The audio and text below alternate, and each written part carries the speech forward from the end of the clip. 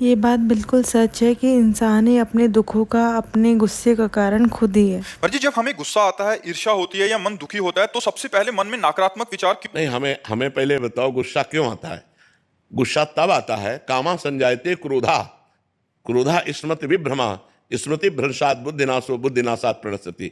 जब हम ये कामना करते हैं कि ये ऐसे चले और वो नहीं चलता, कोई भी हो, तो गुस्सा आ जाता है। हमको ये सोचना है कि मुझे कैसे चलना है। जब मेरा बेटा गलत चल रहा हो तब मुझे कैसे चलना है, मेरी पत्नी जब प्रतिकूल चल रही तो मुझे कैसे चलना है। मुझे क्रोध नहीं लाना, बहुत प्यार से, बड़े गंभीरता से, धैर्यपूर्वक हमें समस्या का समाधान करना चाहिए। क्रोध से समस्या बढ़ती है, ना कि समस्या का समाधान होता है। जब हम गुस्सा करते हैं तब हमारे द्वारा कुछ ऐसा हो जाता है जिससे समाधान होने की जगह और हम फैल जाते हैं, प्रपंच में फंस जाते हैं। तो मुझे लगता है उस समय नाम जप करके हमको अपने अंदर की सोच को ठीक करनी होगी। अगर हम अंदर की सोच को ठीक नहीं कर पाए तो जेल जितनी भरी है वो सब इसी में भरी है, काम में या क्रोध में या व्यभिचार में फंसा या हिंसा में फंसा, चोरी में फंसा, इसी में जेल भरी हुई। गुस्सा नहीं संभली, आगे कुछ गलत कर दिया, जेल भोगना पड़ेगा। तो हमें लगता है हम उस समय अपनी सोच को कंट्रोल कर सके, उसके लिए भगवान का भजन है। भगवान के भजन में बहुत बड़ी सामर्थ्य है, बड़ी सामर्थ्य है। और सामने वाले का परिवर्तन क्रोध से नहीं होता, हमारी नम्रता और विनम्रता और सहनशीलता से होता है। एक बार श्री स्वामी एकनाथ जी महाराज महाराष्ट्र के गंगा स्नान करने गए, तो स्नान करके लौट रहे थे तो ऊपर विधर्मी का महल था, गली के ऊपर। उसने थूक दिया, देखा महात्मा का नहा के जा, तो ऊपर थूक दिया, ऊपर गिरा। वो फिर नहाने गए, वही गली थी, फिर लौटे, फिर थूक दिया, 100 बार थूका। वो 100 बार स्नान करके आए।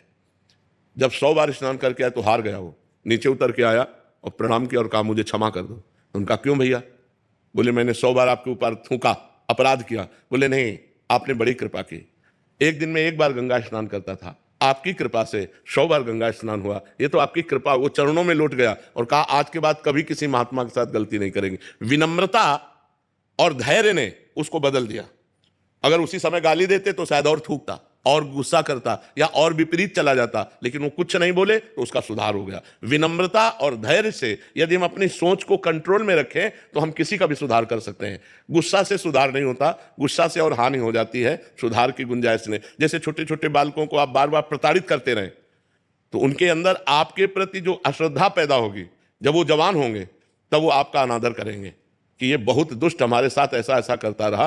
तो हमें लगता है बच्चों को प्यार से समझाने की कोशिश करें, दुलार से समझाने की कोशिश करें। ज्यादा क्रोध का प्रयोग ठीक नहीं है। हर जगह क्रोध का प्रयोग करने से हानि ही हो जाती है। क्रोध से आज तक किसी को लाभ नहीं प्राप्त हुआ है। ये विचार करके हम अपनी सोच को भगवान से जोड़ करके, भगवान के नाम से जोड़ करके पवित्र आचरण करें। जब सामने वाला क्रोध कर रहा हो तो हमें गंभीरता पूर्वक विचार करना चाहिए कि अब हम क्या उत्तर दें, हम कैसे चलें। अगर उस समय में कुछ समझ में नहीं आ रहा तो हम वहां से हट जाएं।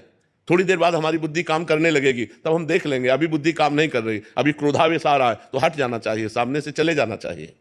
माना गुस्से से जीतने वाला पल भर के लिए विजयी हो सकता है, लेकिन धैर्य से जीतने वाला हमेशा के लिए विजयी होता है। राधे राधे।